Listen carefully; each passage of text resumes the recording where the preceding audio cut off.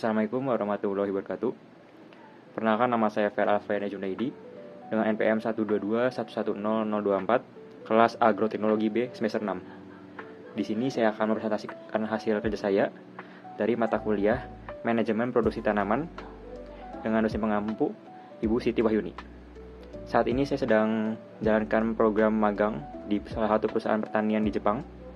Dan di sini saya akan mempresentasikan hasil kerja saya, yaitu sejarah dari perusahaan tersebut dan fungsi manajemen perencanaan dari perusahaan tersebut. Mari kita melakukan perkenalan perusahaan terlebih dahulu. Perusahaan ini bernama PT Season yang beralamat di Desa Miwacho, Kota Fukuchiyama, Prefektur Kyoto, Jepang. Dengan fokus utama bisnis yaitu budidaya sayuran khas Kyoto dan cabai manganji. Yang dimana produksi tahunan pada perusahaan ini bisa mencapai lebih dari 60 ton.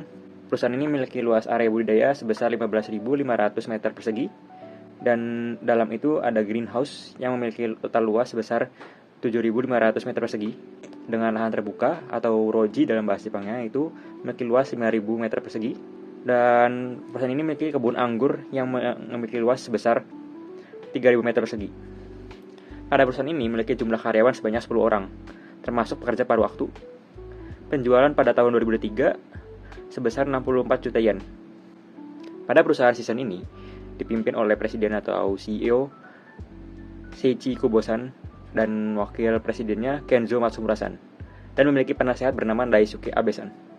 Perusahaan ini didirikan pada tanggal 1 April tahun 2024 dan diresmikan sebagai perusahaan pada tanggal 1 Januari 2017. Awalnya perusahaan ini memiliki modal sebesar 4.200.000 yen yang memiliki kegiatan usaha berfokus pada produksi, pengolahan, dan penjualan hasil pertanian. Perusahaan ini memiliki visi yaitu menjadikan pertanian cabai manganji sebagai model usaha pertanian berkelanjutan yang produktif, ramah lingkungan, dan mampu melahirkan generasi penerus petani profesional. Kemudian bisa menciptakan dunia yang nyaman dan penuh senyuman. Demi mencapai visi tersebut, perusahaan ini memiliki misi yang pertama yaitu membangun sistem budidaya yang efisien dan tahan terhadap perubahan iklim. Kedua, menciptakan lingkungan kerja yang mendukung pertumbuhan sumber daya manusia melalui pelatihan dan kolaborasi global. Ketiga, mengembangkan pasar dan produk secara berkelanjutan melalui diversifikasi hasil pertanian. 4, mengurangi dampak lingkungan dengan pendekatan ramah lingkungan dan teknologi pertanian modern. Dan yang terakhir, bisa menabur benih ke dunia dan berinvestasi dalam hal-hal yang positif. Di perusahaan ini memiliki nilai-nilai yang pertama, rasa syukur, tidak ada yang boleh dianggap remeh. Kedua, kepercayaan, saling percaya dan mengandalkan. Ketiga, keharmonisan, menjaga keseimbangan. Keempat, pertumbuhan, memberikan nilai tambah bagi hari demi hari. Kelima, tanggung jawab, bertindak secara mandiri. Keenam, kontribusi, memberikan nilai bagi orang lain. Sejarah dari perusahaan ini, pada tahun 2009 didirikannya di kota Ibaraki, Prefektur Osaka. Kemudian pada tahun 2014 pindah ke kota Fukuchiyama, mulai budidaya cabai manganji. Kemudian pada tahun 2017 resmi menjadi badan hukum sebagai Kabushi Gaisha Season. Pada tahun 2020, perusahaan ini mulai budidaya anggur, dan pada tahun 2021 mendirikan merek sendiri yaitu yang dinamakan sebagai SS Brand. Jadi pada tahun 2011 perusahaan ini memulai budidaya bawang putih pada awalnya.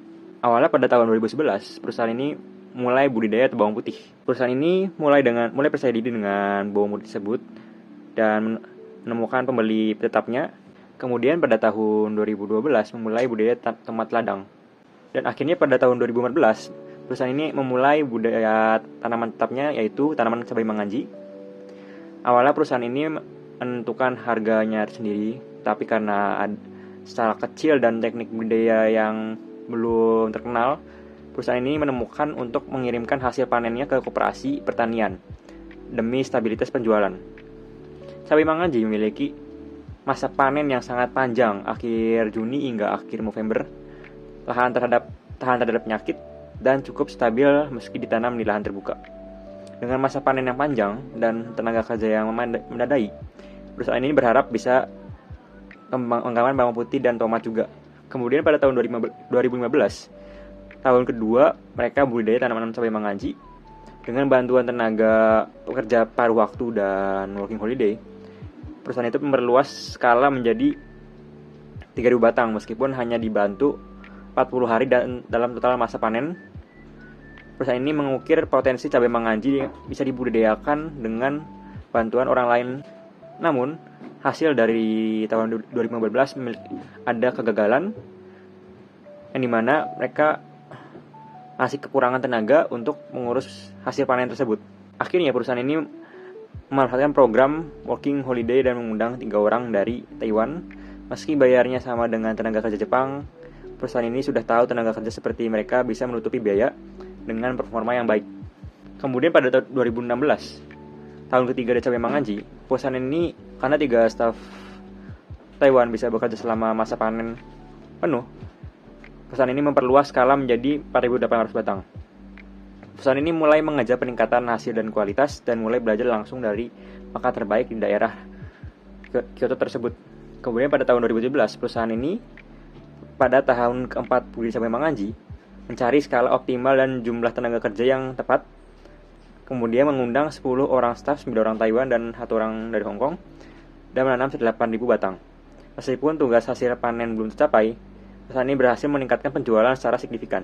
Pada tahun 2018, tahun kelima dari cabai manganji, dengan metode tanam baru, perusahaan ini bisa meningkatkan jumlah tanaman menjadi 14.000 batang dan mendatangkan 14 staf, 13 Taiwan dan 1 orang Hong Kong, dan menargetkan penjualan tertinggi serta mengembangkan metode agar 1 orang bisa mengelola 300 batang per hari.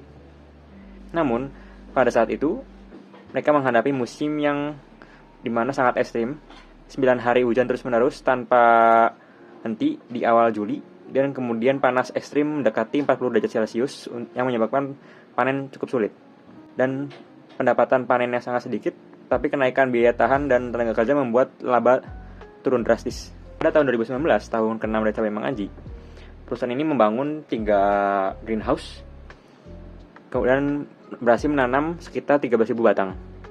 Pada saat itu ada 6 staff working holiday dan total 7 staff aktif, 1 diantara sebagai instruktur. Kemudian pada tahun 2020, tahun ke-7 cabai manganji, mereka menghadapi pandemi COVID-19. Staff working holiday tidak bisa masuk ke Jepang, sehingga mereka merekrut tenaga kerja dari Jepang. Jumlah tanaman turun drastis hingga menjadi 9.500 batang saja. Melalui berbagai media dan dinas tenaga kerjaan, mereka berhasil merekrut 14 orang Jepang dan masing-masing 1 dari Hong Kong dan Taiwan. Total produksi meningkat tajam dan pengendalian penyakit berhasil. Pelindung sinar matahari efektif ditemukan dan mulai diterapkan secara luas tahun berikutnya. Dan akhirnya pada tahun 2025, tahun ini, mereka memperkerjakan 2 orang pekerja tetap, 2 orang pemagang dari Indonesia, yaitu saya dan teman saya, dan 6 lainnya dari Taiwan dan Hong Kong. Dilihat dari sejarah perusahaan ini, mereka mengandalkan cabai manganji sebagai program unggulannya. Apa sih manganji itu? Nah, manganji itu merupakan sayuran yang bisa berperan sebagai penerangan utama maupun pendukung. Asal-usul cabai manganji ini dikatakan bahwa manganji berasal dari hasil persilangan alami antara Fushimi Togarashi, cabai panjang khas Kyoto, dan California Wonder, paprika besar dari Amerika. Nah, bisa dikatakan bahwa ini adalah campuran Jepang-Amerika.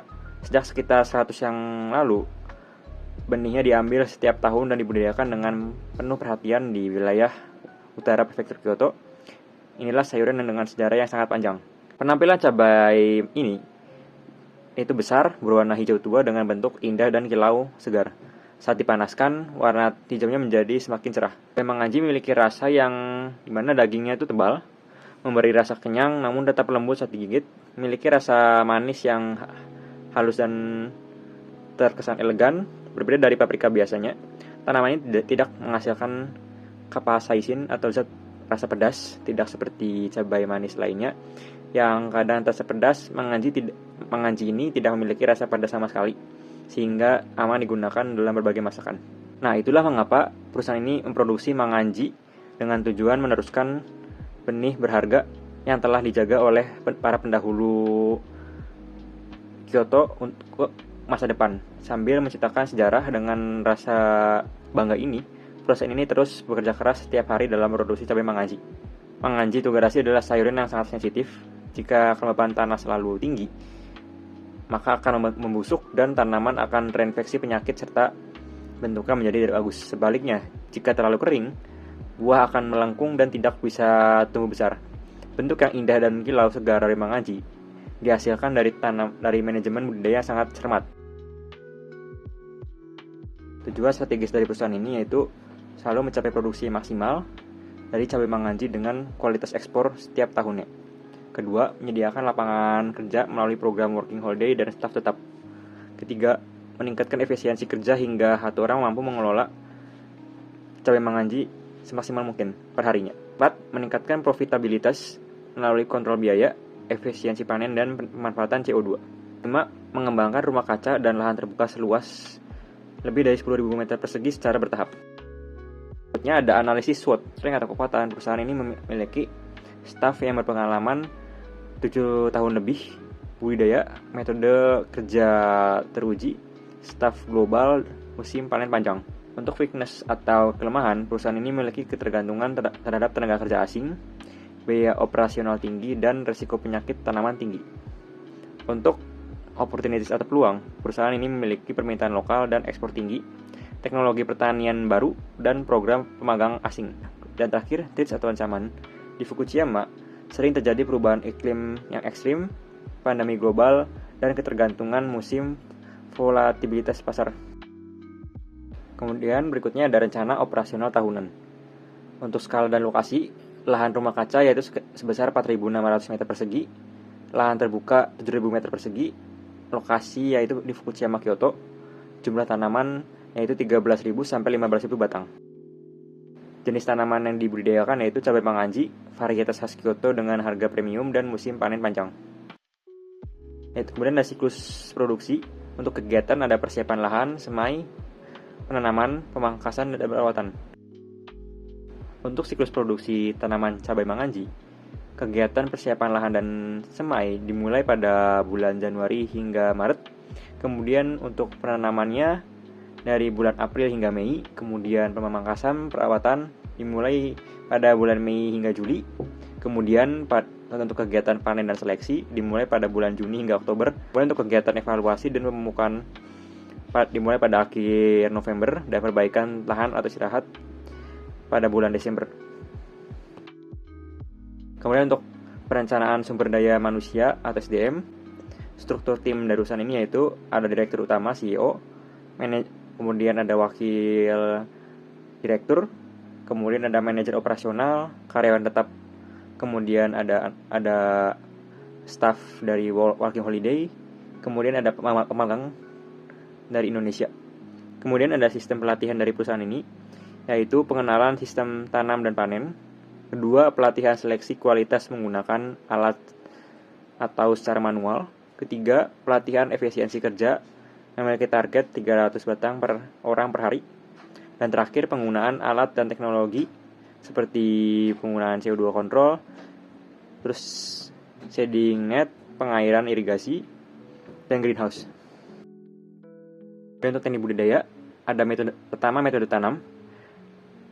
Tanaman mangaji ditanam secara zigzag untuk efisiensi ruang dan aliran udara. Satu baris, 4 cabang utama per tanaman untuk mengurangi biaya bibit. Kemudian untuk pemeliharaan, penggunaan CO2 untuk peningkatan hasil hingga 1,5 kali lipat. Pemberian pupuk berbaris hasil analisis tanah. Kemudian ada sistem pengairan teratur plus penyemprotan daun. Kemudian untuk pengendalian hama dan penyakit di perusahaan ini, pengamatan rutin dan penggunaan pestisida sesuai dengan dosis yang dianjurkan, pemangkasan secara hati-hati saat cuaca cerah, hindari luka pada saat hujan, kemudian ada penggunaan pelindung matahari untuk mencegah tanaman stres panas. Kemudian ada peralatan dan infrastruktur yang digunakan oleh perusahaan ini. Pertama ada rumah kaca, kemudian ada mesin semprot otomatis dan digital scale untuk pestisida. Kemudian ada alat semprot untuk menyemprot obat. Kemudian ada sistem pemantauan suhu, kelembapan, dan CO2 secara real time. Kemudian ada alat bantu seleksi buah, kayu ukur untuk mengukur tinggi tanaman dan lebar tanaman sampai hasil panen mangaji. Kemudian ada traktor. Kemudian ada rencana keuangan dari perusahaan ini. komponen untuk bibit dan bahan tanam. Biaya estimasi sebesar 900.000 yen untuk 15.000 bibit plus medianya. Kemudian ada pupuk dan pestisida sebesar 500.000 yen per musimnya. Kemudian ada gaji tenaga kerja sebesar 6 juta yen untuk working holiday lokal dan tetap. Kemudian ada biaya operasional jamnya sebesar 1.200.000 yen. Ada air, listrik, transport dan penyimpanan. Kemudian ada total biaya produksi. Total biaya produksinya sebesar 8.600.000 yen. Kemudian perkiraan penjualan sebesar 12 juta yen dengan asumsi 80 sampai 100 ton. Laba kotor sebesar 3.400.000 yen lebih, dan ini belum termasuk pajak dan insentif. Kemudian ada strategi pemasaran. Pertama, saluran distribusi, penjualan melalui Japan Agricultural Cooperative atau koperasi. Kemudian untuk distribusinya business to business atau business to customer atau ke supermarket dan restoran. Kemudian ada uji coba e-commerce untuk penjualan langsung untuk business to customer. Kemudian ada strategi promosi, edukasi nilai gizi dan rasa untuk cabai manganji, blending dari Kyoto cabai khas Jepang, kolaborasi dengan kuliner lokal. Kemudian ada evaluasi dan kontrol. Sistem Plan Do Check Act PDCA dijalankan rutin tiap bulan. Laporan harian dari staf menggunakan formulir standar. Kemudian ada evaluasi pasca panen, produktivitas, kualitas, efektivitas biaya, rotasi kerja dan pelatihan silang antar divisi. Kemudian ada rencana perkembangan jangka panjang. Pertama, ada target meningkatkan skala rumah kaca. Dan dengan rentang waktu 2 tahun itu bisa ingin mencapai 8.000 meter persegi.